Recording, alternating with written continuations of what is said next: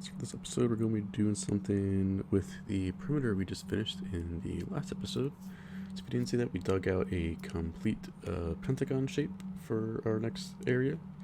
So that was about 1.2 to 3 million blocks or so for that area. Not a full perimeter, but I like to call it the pentaperi because it just rolls off the tongue like that. So we have the iron circle and the pentaperi, some things I like to call them, just to remind it in my head. But yeah, we finished that off. We did a dig sort again, just like this iron circle here. Yeah, good amount of materials from it. Mainly, not as many diamonds. Obviously, it's a smaller area, so that's really the only thing that really matters. I guess some of the ores like good to have for decoration if we ever need.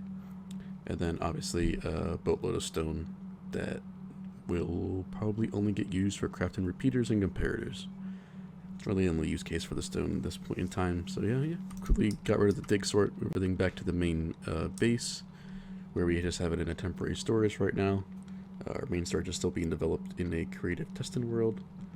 But yes, let's go take a look at what we've done so far. Know how we're gonna move this at all, because we can move this down. We're gonna probably have to move it down for the chunk loading.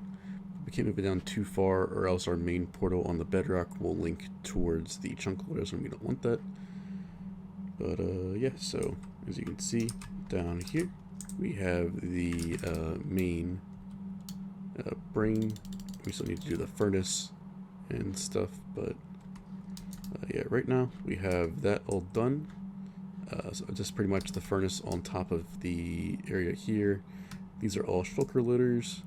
And then we have the shulker return at the bottom here. For some reason, this design has instant droppers, just because why not, apparently. So yeah, the back ones get basically instantly transported to here, and then up, and then your outputs over here. Isn't my favorite UI, to be honest with you. But maybe we can bring and do something different. But for now, it's going to be down here.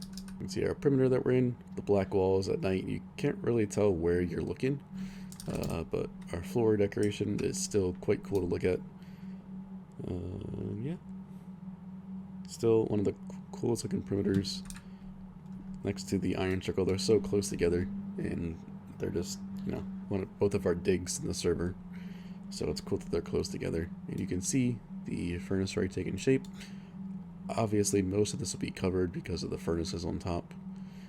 Maybe, depending on how much it takes off, we cover the top here to keep it with the design on the floor. But we didn't do that over here, so we might not do it for this either. Still looks pretty cool for a furnace array, honestly. Yeah, this is definitely kind of crazy. This thing in the end will smelt about 500,000 items per hour. Way more than we'll ever need, and we'll probably only use it for glass, honestly. I can't see us using it for anything else. Maybe if we ever run out of stone. But we pretty much have 2 million stone saved up from our furnaces, from our digs, actually. And 1 million, I actually have more stone than netherrack mined, and I basically did a whole trench in the nether myself. I dug the complete trenches from bedrock to bedrock, on all 4 sides of a perimeter by myself. That's where that basically 1 million came from. And I somehow have more stone mined, which is crazy. I mean, we did do 2 perimeters in the overworld, so kind of crazy. But yeah, we have still quite a bit to do. Make sure everything's good. Got to test it out and make sure everything's working before we can actually actually use it. But this is going to be for bulk smelting. It can be used for small smelting, but yeah. Also, we got to bring over all of our blaze rods from the Widow Skeleton farm and put that in here for fuel. We use the 117 shulker box eating effect that we can do, so we can instantly unload a shulker box while destroying it with a lava bucket or flint steel. You see those methods be used before. So I think we just went to a lava bucket, and then all the items drop down, and then they would go into their area. So we do lose some shulkers, but hopefully soon after this project we have a new way to get them automatically instead of duping them like we used to on the server, because we didn't have a shulker farm available to us. So hopefully I can do that. And that's gonna be cool, working on that. Also development of that, because we want to get it down to a area of 3x3 chunks, which is a fully self-sustaining shulker area. So we make the shulker shells, we make the chest, and then we automatically craft them all playerless, which is gonna be pretty cool. And the player would never need to input anything, it just hits the on and off switch if they ever need shulker boxes. And the system will automatically produce them without the player needing to do anything, which will be using some of my AutoCrafters that I've created, which will be cool. So yeah.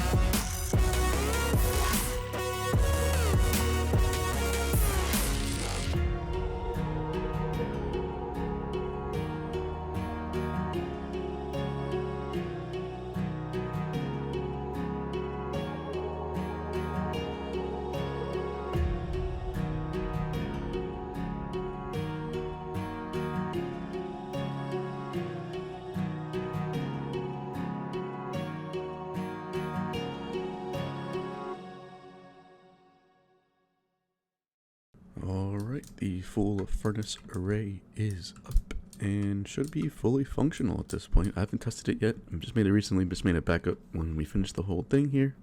I still need to fuel it and everything like that. So we're going to use the coal first that we have, since we have about 500,000-ish or so, maybe a little bit less, of coal from the Wither Skeleton farm.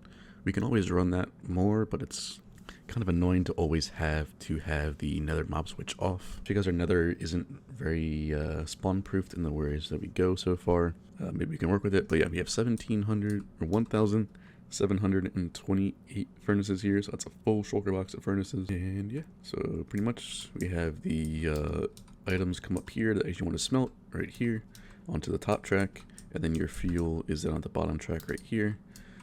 We do, like I said, lose shulker boxes when we do this, but that's just because to speed it up a little bit, or drastically we speed it up. because we unload the shulker box immediately. Then we have 20, basically on each side there's 27 carts here, and each hopper can only pick up 1 carts, or 1 stack. So, and then each one is 32 here, right? So there's 32 furnaces in 1 line, and each minecart gets 1 stack. Then each furnace will get 2 items. And then, yeah, then you break the other one, go on the other side on this side. Next one go over here, then they alternate back and forth. And yeah, each shulker box goes to one side, like I said, 27 hoppers, 27 minecarts, and 32 furnaces per one, and it goes back and forth, so each furnace gets 2 items. And that's how we get about 500,000 items smelted in an hour from this simple furnace array. It's pretty simple. It's the very basic of a super smelter. Just run a minecart over a hopper into a furnace, dispenses 1 item to the furnace, hoppers underneath, and then we just pack it into shulker boxes here. So each one, like I said, has its own shulker loader pointed into the shulker box. That would be right here. Something else with this furnace array is that it automatically, when you turn the system off, it'll dispense or break all the shulker boxes that are being filled and transport them to the players, so you don't need to wait until they are filled. But if they will break if they get filled as well. So that's pretty cool there. So if you have like a little bit of left in one of the shulker boxes, or like all of them, it'll break them and then send it all to the player, where the player can then condense it themselves, because combining shulker boxes can take some time, so the player can do it a bit quicker.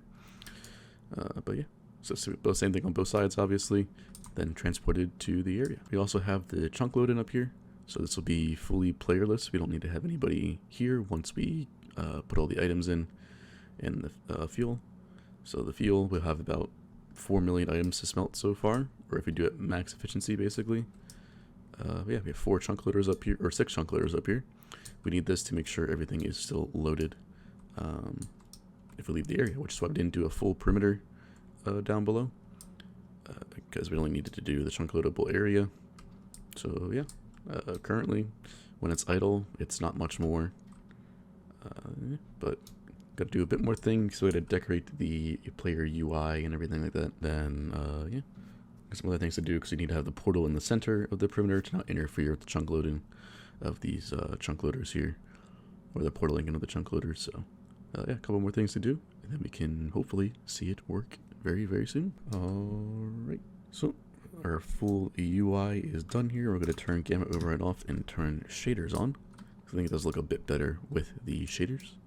So yeah, down here we have our player area that I'm going to call it. And yeah, so we have our fuel input right here. A little bit of decoration. We have the new 117 block, the deep slate test decoration here. I think it looks pretty cool for a furnace. Definitely adds to it. Yeah, so item input here, shulker boxes only. You can see we have a bunch and bunch and bunch. There's a bit more back here, about 2 more double chests of shulkers of coal. So we have quite a bit there, and just 1 there to remind you what you would go. Make sure the item is smeltable, of course, before you put it in. If that happens, the system basically breaks, and we would have to replace all of the furnaces again, which for a full shulker box is not very easy. It's dark out with shaders, we should sleep. But yeah, so we have our empty shulker input here to do the shulker loaders. This will go and evenly distribute all the shulkers to the shulker box loaders here, and that will only go off when the system is active. You can see if we go into spectator here that it is currently filled, but it's not being sent off because the system auto locks it in place while the system is not running. Once it's on, it also gets sent off. Something else, this thing will only empty items out of the shulker box when it needs to, and that's only, I think, like every few times or something like that for the fuel, so it doesn't overflow the system with fuel, which is why it's designed for coal. It smelts 8 items per coal, and then I believe after every 8 or after every 4 shulkers that get dispensed on each side, it would dispense 1 for coal to refuel them. Good here. I'll switch to stone block right here. Yeah, so you get the shulker box input on both sides, and then your output is the chest right here. This would obviously be shulker boxes. They won't be 100% filled unless you are overflowing the system with a bunch of items to input. Like I said, at the end, it will dispense the partially filled ones to you as well. But it will automatically do the filled ones. But yeah, so we have a chunk load-in lamp indicator here. This is just hooked up to the on-off switch here. I just chain this over here, and then put the chunk load-in line up there, up like that, and then just added a redstone line to power the lamps here. And then we have these very special ascendant and descendant piston bolts here. The descendant one was designed by me, and then the ascendant one over here was designed by Fake Story. If you want to see it, I'll link in the description, of course. But yeah, definitely a very cool system. Instead of having to do like a slime block elevator with a minecart, we can just vertically ascend it. Now, obviously, it is takes a bit more space than to just do it straight up, but I think they do look pretty cool, and it works pretty much perfectly for what we got going on over here, where our portal needs to be in the center, but our player UI is over here.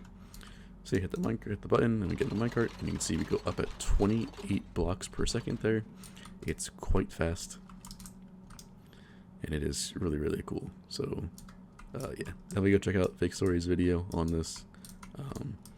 I just adapted it a little bit because this thing was 4 blocks wide in the back here. I adapted it to 3, and it works. So yeah, so we have our main player portal up here. Player would arrive here, and then yeah, they make their way to go down on the left side over here. We'll go to that in a second. But yeah, the decoration up here, pretty much it's pretty cool to add to the theme of the deep slate here. It's a cool block, but very, very tedious to get. I think I spent an hour or an hour and a half just to get about 4 shulkers of this stuff, of the regular deep slate right here. But yeah, we still have about 3 shulkers left. I greatly overestimated how much I would need. But yeah, so we'll go to the descended one here, get in the minecart, hit the no block, and we'll go down like that, and then we automatically get ejected with the activator rail here. But yeah, it is a pretty cool system to just transport you down and then back up. We were going to decorate the bolts here, but we decided against it because it kind of gives you a bit of a view of the perimeter. Since if you enclose it, you wouldn't see the perimeter at all unless you went into a voxel map here. Then that kind of defeats the whole purpose, but you can see just how crazy this looks with the furnace array and the chunk loading grid above it. It's very, very cool. Let's go get some sand to smelt, and then we can try it out. Alright, so we have our super smelter fully good. Everything should be set up. We have a bit of coal in the furnace here, and yeah, we have all our coal back in here, and we're going to smelt a full double chest of sand here. Fill the shulker box. This should take about 10 minutes or so, so I'll try to do a time lapse of this since the time lapse of the building actually failed. It cut my game crash, so the replay just stopped. But yeah, we have Rim and Como here. We're gonna just hit the button in 3, 2, 1, go. And we'll see this thing in action. So we have the sand and coal going in. As you can see, we put the sand to one side, and then the next batch will go to the right for the sand, and then the left, and then the right, like I explained earlier. So here we go, second batch, on to the right. And you can see that one's going up, and watching the cards go in action here is pretty cool because it looks like that one goes over there, the next one just goes over there. But yeah, this is pretty cool to watch, and it should, like I said, take about 10 minutes or so to smelt this full double chest.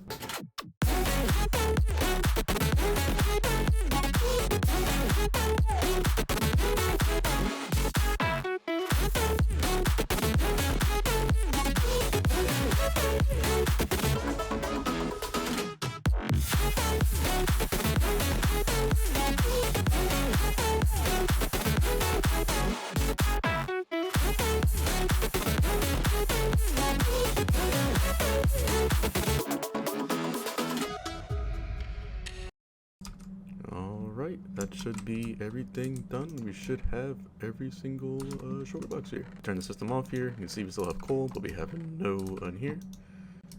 And we should get 27 over there, and 27 filled shulker boxes over there, and all in about 10 minutes, just like the video said. So that's pretty good. Yeah, be sure to like, subscribe, all those sorts of things, and I'll see you in the next one.